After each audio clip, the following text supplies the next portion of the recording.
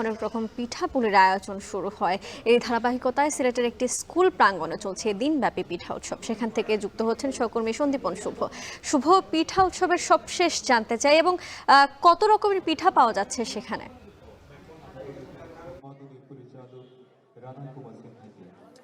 দেখুন, হাজার বছরের ঐতিহ্যের সাথে মিশে আছে এই পিঠা উৎসব। পিঠার আনন্দে সকাল থেকে কিন্তু মেতে উঠেছেন সিলেটের সংস্কৃতি প্রেমীরা এবং পিঠা প্রেমীরা। নানা ধরনের নানা পদের পিঠার সমাহার কিন্তু আজকে আমরা দেখেছি।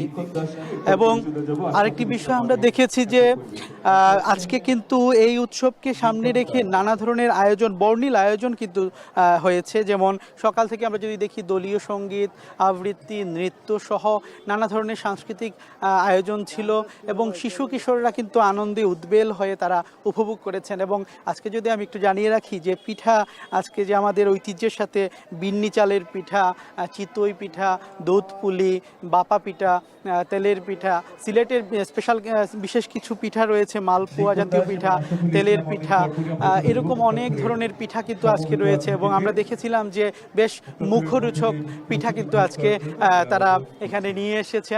আরেকটি কথা জানিয়ে রাখতে চাই, শুধুমাত্র যে পিঠা উৎসব এখানে পিঠার আনন্দেই নয়, এখান থেকে নতুন নতুন উদ্যোক্তাও সৃষ্টি হয়। তারা কিন্তু এখানে আমরা দেখেছি নারী উদ্যোক্তারা বিশেষ করে তারা তাদের পিঠার পসরা মেলে ধরেছেন এবং বেশ ভালো বেচাকিনিও হচ্ছে। আরেকটা বিষয় আমি জানিয়ে রাখতে চাই, আজকে শ্রুতি পিঠা উৎসবের যে মূল বিষয়, মূল প্রতিপাদ্য হচ্ছে লঙ্ঘিতে হবে রাত্রি নিশীথে যাত্রীরা হুঁশিয়ার।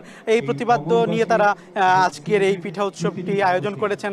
নতুন প্রজন্ম যাতে এগিয়ে যায়, নতুন প্রজন্ম যাতে সকল বৈষম্যের বিরুদ্ধে দাঁড়ায় এবং তারা যেন সোচ্চার থাকে, তারা যেন সকল বাধা সকল নিষেধকে ছাপিয়ে যেন নতুন সুন্দর বাংলাদেশ বিনির্মাণ হয়, সেটুকু কিন্তু চাওয়া সবার। এই জন্যই কিন্তু পিঠা উৎসবে আমরা দেখেছিলাম যে শিশু কিশোররা সবচেয়ে বেশি, তরুণীরা এসেছেন এবং আমরা দেখেছি যে নানা রকমের পিঠার আয়োজনে সবাই মেতে উঠেছেন।